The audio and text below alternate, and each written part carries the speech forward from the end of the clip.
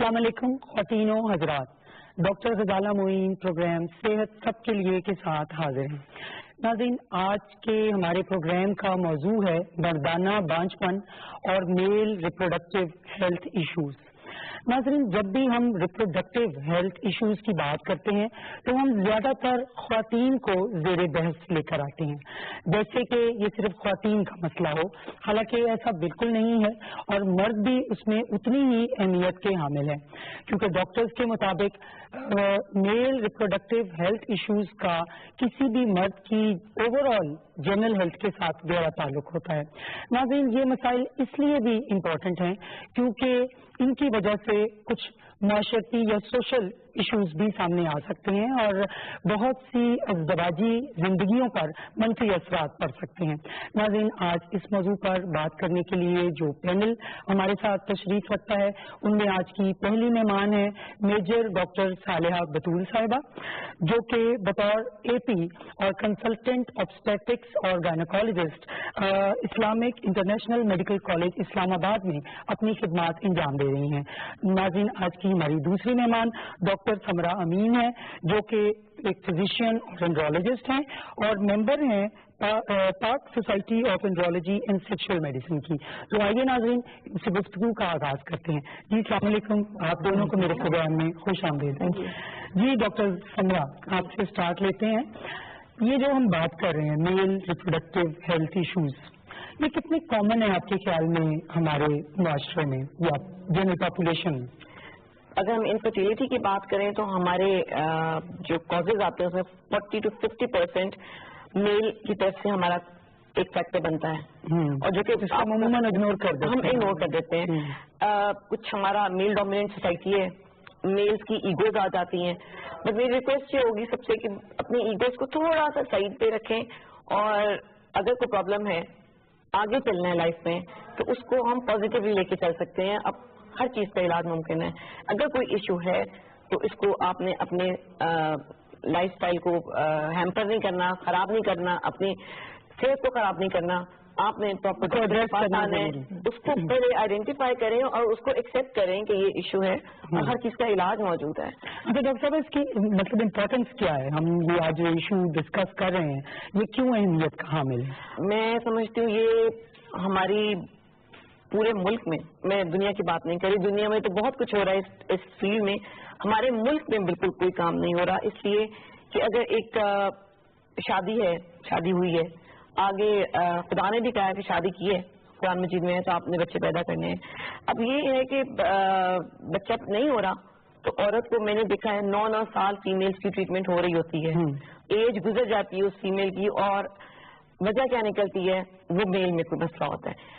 میل انسان ہے جس کے بعد کا ٹیسٹ بھی نہیں کروائے جاتے، انسان ہے نا، ہم مرد اور عورت اللہ تعالیٰ نے انسان بنائے، انسان کی باڈی میں کوئی بھی ڈیفیکٹ ہو سکتا ہے، مشین خراب ہو جاتی ہے تو ہم تو انسان ہیں، تو میلز میں کوئی پرابلمس کیوں نہیں ہو سکتی؟ اور وہ ہوتی ہیں اور وہ ٹریٹیبل ہیں، اور اتنی آسانی سے ان کا ٹریٹمنٹ کیا جا سکتا ہے کہ میرے خیال ہے میل حضرات کو اس کا پتہ بھی نہیں ہے۔ یہ صرف سوشل جو معاشرہ ہے ہمارا، یا میل کی ایگو کو جو لوگ ایک دوسرے کو کہہ دیتے ہیں کہ یار تم نہیں کر سکتے، I don't want to، میں بہت کھلے الفاظ میں نہیں کہنا چاہتی، لیکن جس طرح سے اگر ہم ان کو بلی کیا جاتا ہے، آپ جیسے لوگ یہ سب ایڈریس نہیں کریں گے تو لوگ غلط جگہوں پہ چلے جائیں گے، کاؤنسلنگ نہیں کریں گے کہ بھائی آپ کا علاج ممکن ہے، لیکن پراپر ڈاکٹر کے پاس، نہ کسی حکیم کے پاس، نہ کسی یونانی دواخانے کے پاس۔ بالکل ٹھیک ہے۔ اس میں میں یہ ایڈ کرنا چاہوں گی کہ انہوں نے بہت زبردست پوائنٹ اٹھایا ہے، اس چیز کو ہماری سوسائٹی میں معاشرتی طور پہ بڑا اسٹگمیٹائز کیا گیا، یہ ٹیبو بن گیا، جس طرح ڈاکٹر صاحبہ کہہ رہی تھی کہ جو میل اگر اس پرابلم کا شکار بھی ہوتا ہے اور اگر وہ اس چیز کو ایڈریس کرنا بھی چاہتا ہے تو بہت مسئلہ اور اس کو بہت زیادہ فیملی پریشر بھی ہوتا ہے، تو ہمارا یہی پرپز ہے کہ اویئرنیس کریٹ کریں اور ان کو اپریشیٹ کریں کہ آپ آئیے and let's go for a solution. اچھا ڈاکٹر صاحب، بانجھ پن مردوں میں کتنا کامن ہے؟ مطلب آپ تو گائنیکالوجسٹ ہیں، کتنا خواتین کی نسبت آپ مردوں میں کتنا دیکھتی ہیں؟ ہمارے پاس جو کپلز آتے ہیں، obviously میری پریفرنس ہمیشہ یہ ہوتی ہے کہ اگر ایک فیمیل آتی ہیں تو آئی آلویز پریفر کہ ان کے ہسبینڈ بھی ساتھ آ جائیں۔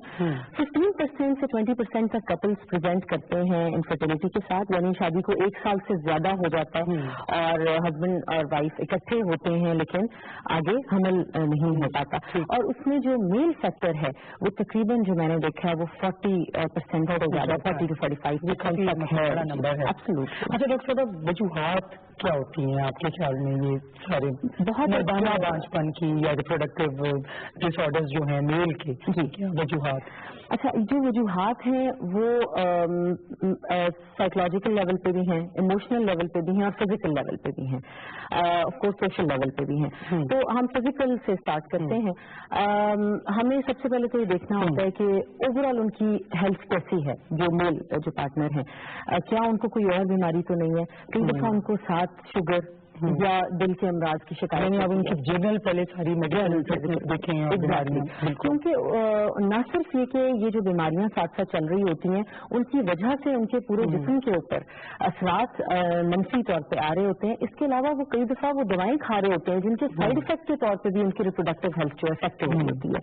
इसके अलावा ये जेनेटिक रीजन भी होती हैं कुछ लोगों में, जो क्रोमोसोमल जो जी वो होती हैं, क्योंकि ये डिफरेंट लेवल्स के ऊपर जो हार्मोन्स मेल में प्रोड्यूस होते हैं, देयर डिफरेंट लेवल्स। ब्रेन से स्टार्ट होता है हाइपोथैलेमस, अगर वहां पे हार्मोनल इशू हैं जो कि जेनेटिक मेकअप की वजह से भी ये प्रॉब्लम हो सकता है, तो उनमें टेस्टोस्टेरोन यानी वो हार्मोन जो कि मेल्स में स्पर्म्स की प्रोडक्शन करता है वो नहीं रिलीज होता।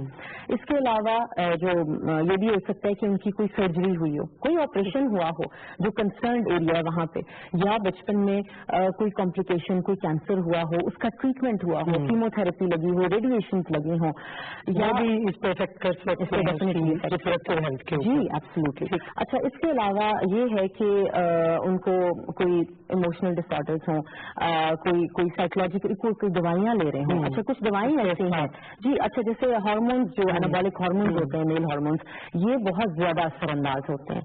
तो ये एक there is a long list. अच्छा डॉक्टर साहब, सॉरी आपकी बात कर रही हूँ, एक मीनोपॉज जैसे ख्वातीन में होता है 50 साल की उम्र की रेंज में, मतलब 45 के बाद, इसी तरह मर्दों में एंड्रोपॉज, ये जो हार्मोनल चेंजेस हैं ये असरात करते हैं और कि कैसे असरअंदाज होते हैं? फीमेल्स में तो ये होता है ना कि 50-51 वो एवरेज एज है जिसमें आके उनका मेनोपॉज हो जाता है।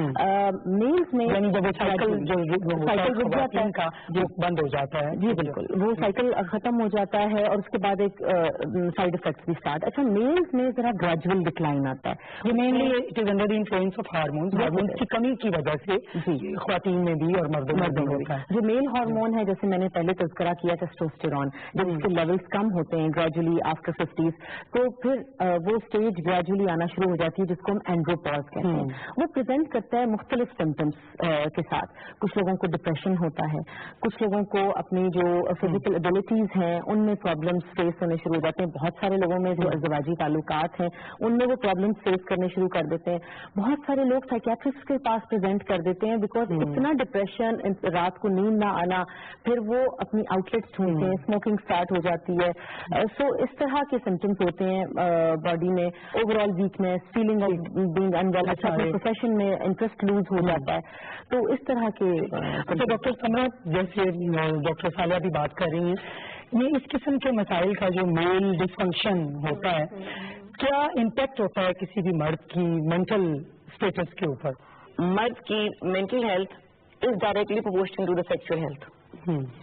अगर और मर्दों को ये एहसास नहीं हो रहा होता कि हम एज के साथ साथ ये चीज हमारे अंदर भी कम होगी, हमारे भी हार्मोन्स कम होंगे, हमारी भी एबिलिटी कम हो जाएगी, मूड चेंजेस बिकॉज वो डिप्रेशन इज इमिनेंट, डिप्रेशन तो होगी। अच्छा, उसमें डुअल ये होता है कि अगर आप डिप्रेशन की मेडिसिन दे देते हैं पेशेंट को, डिप्रेशन की मेडिसिन फिर और उसकी सेहत को, सेक्सुअल हेल्थ को और नीचे ले जाती है। तो हमने बड़ा केयरफुली पेशेंट को मॉनिटर करना होता है और सबसे ज्यादा जरूरी है उनकी साइकोथेरेपी।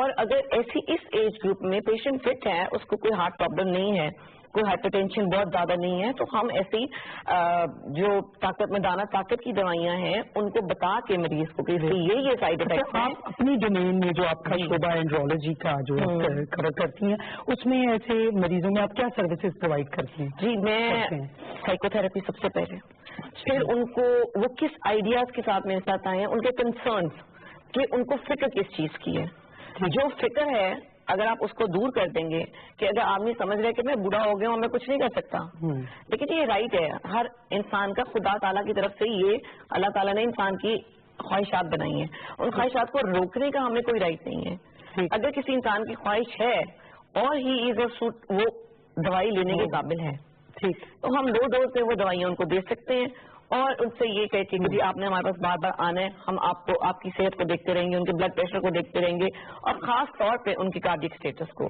کیونکہ آج کل اوور دا کاؤنٹر میں ایڈ کر رہی ہوں باتیں اور جو بھی ریزنس ہیں یہاں پہ اسمگل میڈیسنس بھی آ جاتی ہیں۔ انفارچونیٹلی ہمارے بھائی چچا جیسے لوگ جیسے بھی یا ینگ بوائز وہ ان کو ان دوائیوں کے ناموں کا پتہ ہے، ان کو ان کے سائڈ افیکٹس کا نہیں پتا، اور جتنا کارڈیک جتنا ہارٹ اٹیک ان دوائیوں کی وجہ سے آج کل ہو رہا ہے، جب بھی ہم کسی ہارٹ اٹیک کے بینگ اے فزیشین پیشنٹ کے پاس پہنچتے ہیں تو ہم پہلا سے یہ سوال کرتے ہیں آپ نے اس طرح کی کوئی دوائی تو نہیں لی تھی؟ تو یہ چیز بہت ضروری ہے، اگر دوائی کی ضرورت ہے تو پلیز ڈاکٹر سے پوچھ کے اپنا کارڈیک اسٹیٹس دکھا کے پھر۔ اچھا ڈاکٹر صالحہ، جیسے انہوں نے بات کی کہ ہارٹ کے ساتھ بھی اس کا لنک ہوتا ہے، کیا میل سیکشل ہیلتھ یا ریپروڈکٹیو ہیلتھ کا ہارٹ کے ساتھ کیا لنک ہے؟ اچھا، زیادہ تر پیشنٹس میں جو ہارٹ ڈیزیز والے ہوتے ہیں ان میں یہ ہوتا ہے کہ جو شریانیں ہیں خون کی اس کے اندر بلاکیج آ جاتا ہے، تو پھر وہاں پہ جو بلڈ سپلائی ہے ہارٹ کے مسل کو وہ کم ہو جاتی ہے اور ایسے پیشنٹس جو ہیں وہ کارڈک پیشنٹس ہوتے ہیں۔ تو اگر یہی شریانیں جو کہ پورے جسم میں ہر جگہ پہ بلڈ سپلائی کر رہی ہیں ان میں وہی چینجز آئیں گی تو ریپروڈکٹیو ہیلتھ بھی کنسرن ایریا جو ہے وہ متاثر ہوگا۔ ڈائبٹیز میں بھی یہی ہوتا ہے کہ جو شریانیں ہیں جس کو ہم ویسکولوپیتھی کہتے ہیں، تو ایونچولی جو بہت ایکسیس سے ڈائبٹیز کے شکار ہوتے ہیں اور انکنٹرولڈ ہے تو ان میں بھی یہ ہو سکتا ہے کہ ریپروڈکٹیو ہیلتھ بھی ڈیمیج ہو رہی ہے۔ اور یہ کتنا تناسب ہے کہ جن لوگوں میں ہارٹ اٹیک ہوا ہوا ہے ان میں زیادہ کتنے چانسز ہیں یہ ریپروڈکٹیو ڈسفنکشن ہیلتھ ڈسفنکشن کے؟ I think it's a very high percentage, کافی زیادہ۔ اچھا ڈاکٹر سمرا جی، سوشل امپیکٹ ان مسائل کا کیا ہوتا ہے؟ ہم نے آگے مینٹل ہیلتھ کی بات کی لیکن الٹیمیٹلی یہ ہمارے معاشرے پہ لوگوں کی ازدواجی زندگی پہ یہ مسائل جو ہیں اثر انداز ہوتے ہیں۔ آپ یو کم اکراس میں کپلز آتے ہیں اور آپ اندازہ کریں کہ سوشلی میاں بیوی کو ایکچوئل سچویشن پتا ہوتی ہے کہ مسئلہ کس میں ہے، لیکن اگر میل میں پرابلم ہے تو وہ اپنے گھر والوں کو نہیں بتا سکتے، ٹھیک ہے، اور انفارچونیٹلی میں نے میرج بریک اپ سے کی، ٹھیک ہے۔ اچھا، یہ تو میں نے بات کر دی سوشل جو ان کے گھر والوں کے ساتھ، ایون اگر آپ علاج نہیں کروائیں گے ڈاکٹر کے پاس آ کے، اگر پہلے آپ اس چیز کو میرے مرد بھائی اگر ایکسپٹ کر لیں کہ ہاں کوئی مسئلہ ان میں ہے، ایگو کوئی چیز نہیں ہوتی، ایگو سے تو رشتے ہی ٹوٹ جاتے ہیں۔ اگر میری یہی ریکویسٹ ہے ایز این اینڈرولوجسٹ کہ اپنی ایگو کو سائڈ میں رکھ کے ایک اچھے ڈاکٹر کے پاس آ کے آپ کنسلٹ کر لیں، آپ سائیکو تھراپی کر لیں، کیونکہ جتنا اسٹریس میں ہوتا ہے ہمارا اس وجہ سے سب چیزیں یہاں سے ہیں، اس مائنڈ کے یہ اسٹریس سے اسٹریس ہے آپ کا، ویسے ہی یہ آپ کی جو یہ والی ہیلتھ ہے سیکشل ہیلتھ وہ آپ کی کام ہی کرنا چھوڑ دے گی، اور یہ وشیس سائیکل ہے کہ اس طرح سے اسٹریس چلتا ہے، اس اسٹریس لیول کو ہمیں بریک کرنا ہے، اور وہ بریک اس طرح سے ہوگا کہ میاں بیوی آپس سے پہلے بات کریں، وہ فرینڈس بن کے بات کریں، اور پھر میاں خود اپنے ایشوز کو ایڈریس کریں آپس میں مل کے، ایک دوسرے سے لڑنا نہیں ہے اس بات پہ، کیونکہ ان لڑائیوں سے میں نے رشتے ٹوٹتے ہوئے دیکھے ہیں اور وہ کسی بھی مسئلے کا حل نہیں ہے۔ اچھا ڈاکٹر صاحب، ڈائبٹیز پہ آپ نے جیسے بات کی کہ یہ بھی متاثر کرتا ہے، یہ کیسے متاثر کرتا ہے؟ کنٹرولڈ ڈائبٹیز والے پیشنٹس ہیں ان میں بھی مسئلہ ہوتا ہے؟ اس میں 2 چیزیں ہیں، ہمارے ملک میں ہم ساؤتھ ایسٹ ایشینز ہیں تو ویسے بھی ٹائپ 2 ڈائبٹیز زیادہ ہے جو 40 سال کے بعد ہوتی ہے، تو ویسے ہی اس ایج ریلیٹڈ ایک چینجز بھی ہمیں جیسے اینڈروپوز کی بات کی، تو ایک تو وہ فیکٹر ہو گیا کہ زیادہ تر لوگوں میں چونکہ ٹائپ 2 ڈائبٹیز ہے تو ایک ہیلتھ ایج فیکٹر بھی چل رہا ہے، اور دوسرا ڈائبٹیز کے ساتھ میں نے پہلے بھی تذکرہ کیا کہ جو شریانیں ہیں وہ متاثر ہوتی ہیں، اور اس کے علاوہ ڈائبٹیز کا جسم کے بہت سارے اعضاء کے اوپر افیکٹ نیگیٹو آتے ہیں، کڈنیز کے اوپر، اور اچھا سیکنڈلی ڈائبٹیز کے ساتھ کچھ میڈیسنز بھی، اور پھر ڈائبٹیز اٹ سیلف انسان کو پرون کرتی ہے کچھ اور بیماریوں کی طرف، ہارٹ ڈیزیزز، بلڈ پریشر جی، اور اکثر لوگ جو ہیں یہ اوور ویٹ بھی ہو جاتے ہیں، تو اوبیسٹی کا یعنی اوور ویٹ یا وزن زیادہ ہے اس کا بھی تعلق ہے مردانہ بانجھپن کے ساتھ۔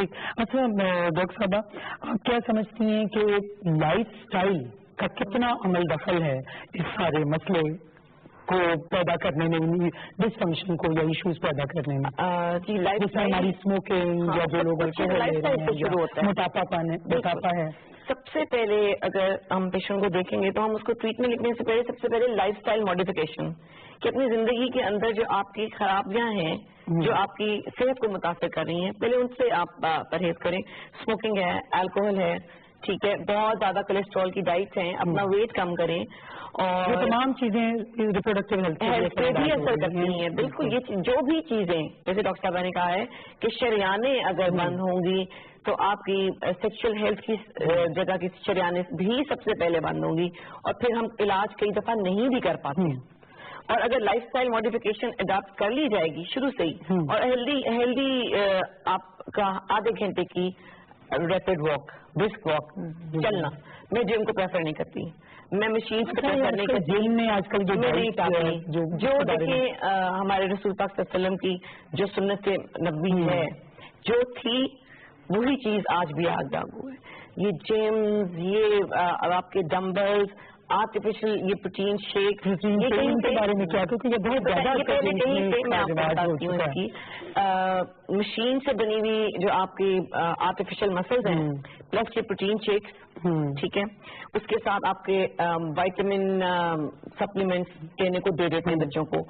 یوزلی ہمارے یہ ٹھیک نہیں دینے چاہیے. آپ دیکھیں یہ ان پروٹین شیکس کے اندر ٹیسٹوسٹیرون ہے, میل ہارمون جو آلریڈی باڈی میں بن رہا ہے, آرٹیفیشلی بوسٹ کر رہے ہیں, آرٹیفیشلی اس کو بوسٹ کر رہے ہیں. آپ نے کیونکہ یہ بزنس بنا لیا, سوری ٹو سے میں جم کے لوگوں سے سوری کر رہی ہوں, but don't play with people's heart. Males کی ہیلتھ کے ساتھ کوئی نہ کھیلے پلیز.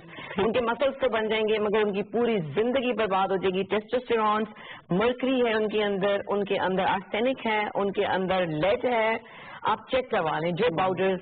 میں ڈسکریج آپ نارمل خوراک یا اپنی ڈائٹ میں پھر آپ کیا کہیں گی, کس قسم کی خوراک لینی چاہیے؟ خوراک آپ نارمل اچھی ڈائٹ گھر کی جو لیتے ہیں, سب لوگ جو لیتے رہے ہیں, جو بزرگ لیتے رہے ہیں, نتھنگ لائک دیٹ. اچھا اب خالی کٹ ڈاؤن کر دیتے ہیں جی, پروٹین پہ آ جائیں جی, پروٹین ڈائٹ. اچھا کاربوہائیڈریٹ سب لوگ لیتے رہے ہیں, ہمارے بزرگوں سے لے کے فیٹس بھی لیتے رہے ہیں. کچھ ان کی افادیت ہے نا, پرابلمس پہلے کم تھی, پرابلمس اب زیادہ ہو گئی ہیں. حالانکہ سائنس نے اب ترقی زیادہ کی ہے, لیکن یہ کہ سائنس کی ترقی کچھ ڈیمیجنگ بھی ہو گئی ہے. تو 50+ سے جو لوگ ہیں ان کے لیے بھی آپ ڈائٹ کیا بتائیں گی, وہ کیا لیں؟ اکارڈنگ ٹو دا ویٹ اپنے وہ کیلریز اتنی ہی لیں, لیکن اچھی اسی میں وہی ہم ڈیوائڈ کرتے ہیں کہ fresh vegetable, fruits, protein, carbohydrates, healthy fat, سب چیزیں. ٹھیک. ڈاکٹر صالحہ بتول, PED5 انہیبیٹرز جو ہوتے ہیں, ان کا ہارٹ میڈیسنس کے ساتھ کوئی انٹریکشن ہے, اور ڈرگز کا مینلی جیسے آپ نے پہلے بھی بات کی تھی, کیا اثرات ہیں اس طرح کے ایشوز کے؟ یہ دوائی جو ہے اس کا پتا تو سب کو ہے, بٹ انفارچونیٹلی یہ نہیں پتا کہ اس کے سائڈ افیکٹس جو ہارٹ کے لیے لوگ جو چیسٹ پین کے لیے اسپیشلی جو نائٹریٹس وغیرہ لے رہے ہوتے ہیں اس کے ساتھ بڑا اسٹرانگ انٹریکشن ہے. اور بہت سارے لوگ جو کہ ہمارے پاس لینڈ اپ کرتے ہیں ICUs میں, تو ان میں یہ ہوتا ہے کہ وہ دوائی کھا لیتے ہیں, آپ استعمال کی ہوتی ہیں, اور ان کے بعد سائڈ افیکٹس. اچھا ڈاکٹر صاحب, ٹریٹمنٹ کی اگر ہم بات کریں تو وہ لوگ جو مسائل کے ساتھ, اس قسم کے مسائل کے ساتھ آتے ہیں, ان کی ٹریٹمنٹ کے لیے کوئی میڈیسنز بھی ہیں جو بہتری لا سکتی ہیں؟ ایکچولی دیکھیں ٹریٹمنٹ تو ڈیسائیڈ ہوگا کاز کے اوپر. تو سب سے پہلا چیلنج تو یہ ہوتا ہے کہ ہم نے کاز دیکھنی ہے, اور اس کا بھی بڑا چیلنج یہ ہے کہ جب کپل آتا ہے تو ہم نے یہ دیکھنا ہے کہ فیمیل میں مسئلہ ہے یا میل میں. تو اگر میل میں اگر ہے تو اس میں بہت زیادہ کامن یہ ہوتا ہے کہ جب ہم سیمن انالیسس کراتے ہیں تو سپرمز کا کاؤنٹ کم آتا ہے. یہ بڑی ایک کامن ریزن ہے, یا پھر ان کی موٹیلٹی کم ہوتی ہے. اب تو لوگوں میں اتنی اویئرنیس آ گئی ہے کہ ان کو پتا ہوتا ہے کہ میرا اتنا کاؤنٹ آیا, اور تو پیپل آر ویری اویئر. تو یس ان کی موٹیلٹی کم ہے یا مورٹیلٹی ان کی شیپ کو بہتری لانے کے لیے اب کوئی ایسی ادویات ہیں جو اس میں بہتری لا سکیں؟ سب سے پہلے تو فیکٹر کو رول آؤٹ کرنا ہے کہ کہیں ایسا تو نہیں ہے کہ وہ آکوپیشنلی کوئی ایسی چیز مطلب ہیٹ انوائرمنٹ میں کام کر رہے ہیں, ایسا تو نہیں ہے کہ ریڈیشن ایکسپوجر ہو رہا ہے. سب سے پہلے تو اس روٹ کاز کو ایلیمنیٹ کریں, تاکہ یہ چیز جو میڈیسن کا جہاں تک تعلق ہے, بہت ساری ریسرچز ہو رہی ہیں, پروون نہیں ہے, لیکن विटामिन ई है, बायोटिन है, कोएंजाइम Q10 है, ये चीजें वो हैं जिन पे रिसर्चेज अभी हो रही हैं. दे आर बीइंग यूज्ड, लेकिन किसी रिसर्च ने भी प्रूव नहीं किया. इनका research under its under process. तो इसमें कोई एज स्पेसिफिक तो नहीं है कि एज तक आप ये ट्रीटमेंट जो है इनको रिकमेंड कर सकते हैं पेशेंट्स के लिए? एज स्पेसिफिक तो नहीं है क्योंकि प्रूवन नहीं है, लेकिन डेफिनेटली हर पेशेंट एक इंडिविजुअल के हिसाब से आपने दवाई जो है वो डिसाइड करनी है. हो सकता है उसको कोई और बीमारी हो, वो ओबीस हो, तो फिर आप दवाई डिसाइड करेंगे उसकी एज, उसकी बिल्ड, उसके दूसरे रिस्क फैक्टर्स और फिर उसके पार्टनर के भी साथ. अच्छा डॉक्टर समरा, क्या कॉन्सिक्वेंसेज होते हैं अगर गलत हाथों में चले जाते हैं इसके? और आपको पता है बाजू का हकीम और ये दूसरी अब दीवारों पे आजकल जैसे वो इश्तिहार लगे होते हैं और लोग उनको फॉलो करते हैं, गलत ट्रीटमेंट या गलत तरफ जाने से क्या कॉन्सिक्वेंसेज हो सकते हैं? अनफॉर्चुनेटली यही होता है कि पेशेंट जिस चीज के लिए जाता है उसी चीज का मरीज बन के रहे, जिस चीज के इलाज के लिए जाता है उसी चीज का मरीज बना दिया जाता है. मतलब दवाई ऐसी दी जाएगी कि अगर उसको जो भी सेक्सुअल रिलेटेड प्रॉब्लम है वो वर्सन ही होगी, प्लस वो डिप्रेशन भी लेके वहां से आएगा, प्लस वो एग्रेशन भी लेके वहां से आएगा क्योंकि उसको हार्मोन्स भी दिए जाएंगे. फिर उससे क्या होगा कि घरों में लड़ाइयां भी होंगी. अल्टीमेटली क्या होगा, या तो वो आदमी सुसाइड कर लेगा या उसकी बीवी कर लेगी या घर टूट जाएगा. इसके हार्मफुल कॉन्सिक्वेंसेज देखे हैं मैंने गलत हाथों में. आप इमेजिन नहीं कर सकती उस मरीज की डिप्रेशन का लेवल जिसके साथ ऐसा हो चुका हो.